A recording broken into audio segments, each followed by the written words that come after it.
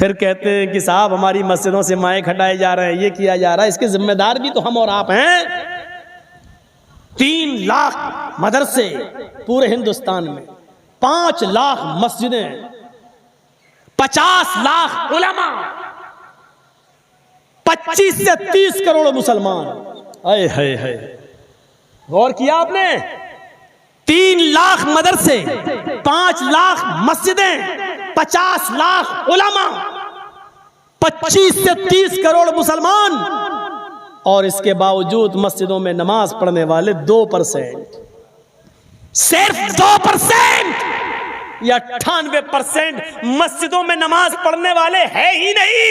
इसीलिए तो राज ठाकरे बंबई से चिल्ला रहा है कि तुम 98% खुद मुसलमान नमाज नहीं पढ़ रहे हैं और हम 100% भी नमाज नहीं पढ़ रहे हैं, तो इन 2% के लिए हमारी रात की नींदें तुम क्यों खराब कर रहे हो? हमें क्यों उठा रहे हो? हमें क्यों चिल्ला चिल्ला कर बेदार कर रहे हो? हमारे बच्चे इम्तिहान की तैयारी करते हैं, उनकी नींद खराब हो जाती है, फिर वो एग्जाम नहीं दे पाते सही से, उनकी नींदें क्यों खराब कर रहे हो आप? ये 2% मुसलमानों को जगाने के लिए आप 98% लोगों की नींदें आप क्यों खराब कर रहे हैं? क्या जवाब है हमारे पास सिवाय इसके कि साहब पहले से होती आ रही है, हम अभी भी देंगे? इसके अलावा कोई जवाब है आपके पास? कोई जवाब नहीं है आपके पास। इन हालात के जिम्मेदार हम और आप खुद हैं। क्या गलत बोल रहा है राज ठाकरे? मैं तो समझता हूं कि उसकी बातों में एक सच्चाई है। अलग बात है कि वो राजनीति के तौर पे बोल रहा है, उसने ये बात हमें समझाने के लिए कही होती तो अलग बात थी। वो अपनी राजनीति सेकने के लिए, और चूंकि बीजेपी महाराष्ट्र में गठबंधन किसी से करना चाहती है, इसलिए वो राज ठाकरे को उकसाकर इस तरीके का बयान दिलवा रही है, क्योंकि राज ठाकरे को अपनी मुर्दा जमीन जिंदा करना है, इसलिए ये बयान दिए जा रहे। ये मैं समझ रहा हूं, लेकिन उसकी बात में किसी हद तक सच्चाई है कि आखिर 2% लोगों के लिए 98% लोगों की नींद क्यों खराब कर रहे हैं आप? आपके यहां गवर्नमेंट अच्छी है, आप आसान दीजिए, 10 नहीं 20 माइक लगा दीजिए, आपको कोई कुछ कहने वाला नहीं है। लेकिन दूसरों के बारे में सोचिए। मुसलमान सच्चा वो होता है जो अपने नहीं दूसरों के बारे में ज्यादा सोचता है। क्या कहा? नेक अमाल में आगे बढ़िए। अल्लाह ने ये नहीं कहा इस आदमी की बिल्डिंग बहुत अच्छी बनी हुई है, तुम उससे अच्छी बिल्डिंग बनाने में आगे बढ़ो, इसकी 2 दुकानें, तुम तीसरी दुकान खोलने की कोशिश करो, ये नहीं कहा। बल्कि ये कहा अपने रब की मग़फ़िरत की तरफ आगे बढ़ो। एक वाकया सुनाता हूं, बहुत जबरदस्त वाकया है। आपने वो वाकया सुना होगा, लेकिन मेरी जबान से सुनिए, आपको उस वाकये को सुनकर बड़ी दिलचस्पी होगी और अच्छा लगेगा। सुनिए, गज़वे तबूक, अल्लाह के नबी के जमाने में एक गज़वा हुआ, उस गज़वे का नाम है गज़वे तबूक। तकरीबन मदीने से 1200 किलोमीटर दूर, 1200 किलोमीटर, आपके मालदा से दिल्ली 1200-1300 किलोमीटर, आपके कलकत्ता से दिल्ली तकरीबन 1400 किलोमीटर, 1500 किलोमीटर, यहां से आप 300 किलोमीटर कम कर दो। अब आप अंदाजा लगा सकते हैं कि कितना दूर हुआ। 1200 किलोमीटर, 1200 किलोमीटर का सफर, वहां गज़वा होना है। और ट्रेनें नहीं है, फास्ट सवारी नहीं है, प्लेन भी नहीं है, वहां सहाबा को जाना है जंग लड़ने।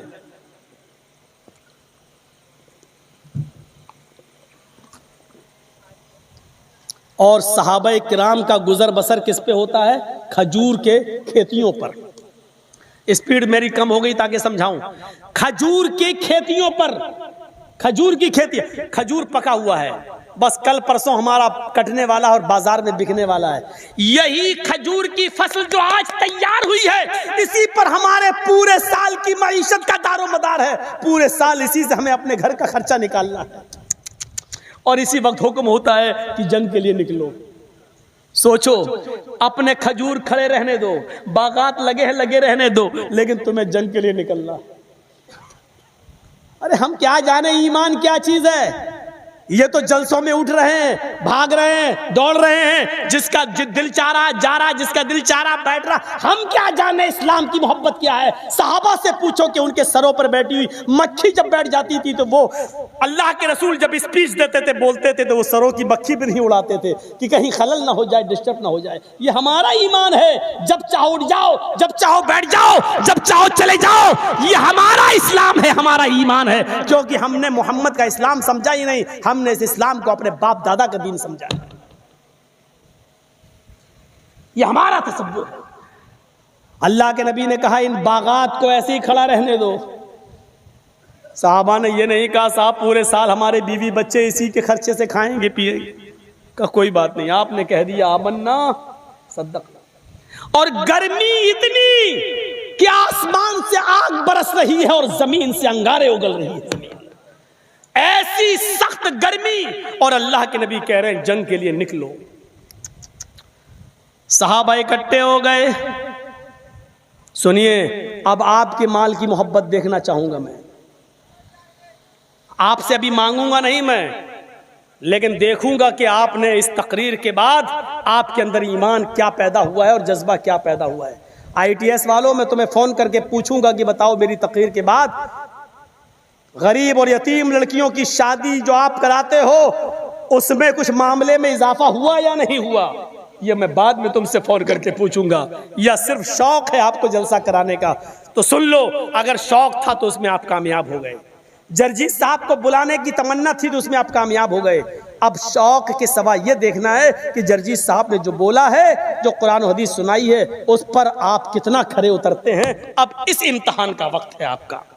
एक इम्तिहान में आप कामयाब हैं, दूसरे इम्तिहान को में आप देखते हैं क्या है। अल्लाह के नबी ने कहा तुम सब तैयार हो जंग में जाने के लिए। कहा तुम्हारी फसल पक कर तैयार है। फरमाया हाँ। बहुत दूर जाना है कि हम तैयार हैं। फरमाया इतना दूर सफर करना है, उसके लिए कुछ खर्चा चाहिए।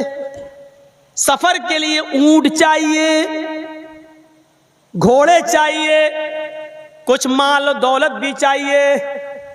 लिहाजा जिसके पास जो हो और जितनी इस्तिताअत हो, अपने माल में से वो उतना लाए, जितना उसकी इस्तिताअत हो वो दे दे, जितनी ताकत हो देने की उतनी दे दे।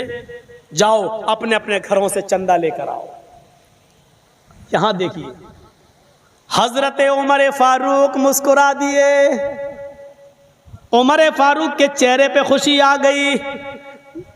हजरत उमर फारूक ने दिल में सोचा आज बड़ा अच्छा मौका है, आज मैं अपने घर से इतना माल ले आऊंगा, इतना माल ले आऊंगा कि आज अल्लाह के नबी खुश हो जाएंगे। और आज का दिन वो दिन है, आज मैं अबू बकर सिद्दीक से नेकियों में आगे निकल जाऊंगा। नेकियों में आगे निकलने की बात होती थी, माल दौलत में नहीं। क्या कह रहे हैं हजरत उमर फारूक, आज मैं इतना खर्च करूंगा अल्लाह की राह में कि आज का दिन है, शायद मैं अबू बकर सिद्दीक से नेकियों में आगे निकल जाऊं। कुरान ने कहा ना नेकियों में आगे निकलो, नेकियों में बढ़ो, नेकियों में दौड़ो। आज मैं नेकियों में आगे निकलूंगा। हजरत उमर घर गए, पूछा अपनी बीवी से घर में क्या क्या माल है। माल रख दिया, 2 ऊंट हैं, 4 बकरी हैं, ये है वो है। फरमाया 2 ऊंट हैं, 1 ऊंट सदका, 4 बकरी है, 2 ऊंट सदका। यानी अपने घर के माल दौलत में 2 हिस्से किए। एक हिस्सा अल्लाह के रसूल को दे दिया और एक हिस्सा घर में छोड़ा। यानी आधा घर में छोड़ दिया और आधा ले आए अल्लाह के नबी के पास रख दिया।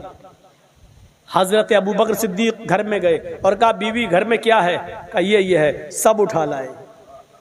अबू बकर सिद्दीक सब उठा लाए, लेकिन अबू बकर का सारा माल भी उमर फारूक के आधे माल से बहुत कम था। अबू बकर सारा ले आए, रख दिया। अल्लाह के नबी ने पूछा उमर क्या लाए हो। कहा आधा माल, आधा घर में छोड़ दिया। अल्लाह के नबी मुस्कुराए, कहा अल्लाह तुम्हारे माल में बरकत दे, जो घर में छोड़ा है अल्लाह तुम्हारे माल में बरकत दे। पूछा अबू बकर अच्छा ये लाए हो, तो घर में क्या छोड़ा है। अबू बकर उमर से पूछा ये लाए घर में क्या छोड़ा? हजरत उमर ने कहा आधा लाया, आधा घर में छोड़ा। कहा अल्लाह बरकत दे तुम्हारे माल में। अबू बकर तुम क्या लाए हो? कहा ये रखा है। कहा अच्छा कितना लाए हो? कहा सब ले आए। सब ले आए हो तो घर में क्या छोड़ा? कुछ तो छोड़ा होगा। फरमाया हाँ छोड़ा है ना। कहा क्या? कहा अल्लाह और उसके रसूल की मोहब्बत छोड़ के आया। क्या कहा? अल्लाह और उसके रसूल की मोहब्बत छोड़ के आया हूं। हजरत उमर फारूक को वही गशी आई और चक्कर आए और गिर गए। लोगों ने पानी के छींटे मारे, होश में आए। पूछा उमर क्या हुआ? उमर फारूक ने सोच कहा आज दिल ने पहली बार कहा था कि उमर आज तू इतना माल सदका करेगा कि शायद आज तू अबू बकर से नेकियों में आगे निकल जाएगा। लेकिन आज मैं यकीन के साथ कह सकता हूं कि आए अबू बकर, मैं उमर पूरी जिंदगी कुछ भी करता रहूं लेकिन उमर अबू बकर की नेकियों से कभी आगे नहीं निकल सकता। आए अबू बकर, मैं तुमसे नेकियों में कभी आगे नहीं निकल सकता। तुम अपने घर का सारा ले आए हो, मेरा आधा है फिर भी तुम्हारे माल से ज्यादा, लेकिन आधा तो मैंने घर में छोड़ा, आपने तो कुछ नहीं छोड़ा है। आपका सारा माल ये बतला रहा है कि अबू बकर मैं नेकियों में तुमसे कभी आगे नहीं निकल सकता। वहां मुकाबला होता था लेकिन दौलत में एक दूसरे से आगे बढ़ने का नहीं। वहां मुकाबला ये होता था कि तुमने तहज्जुद की नमाज आधी रात पढ़ी, हम पूरी रात पढ़ेंगे। तुमने कुरान इतना पढ़ा, हम तुमसे ज्यादा पढ़ेंगे। तुमने इतनी इबादत की, हम तुमसे ज्यादा इबादत। हम जन्नत में तुमसे अच्छा महल लेना चाहते हैं। वहां मुकाबला इस चीज का हुआ करता था।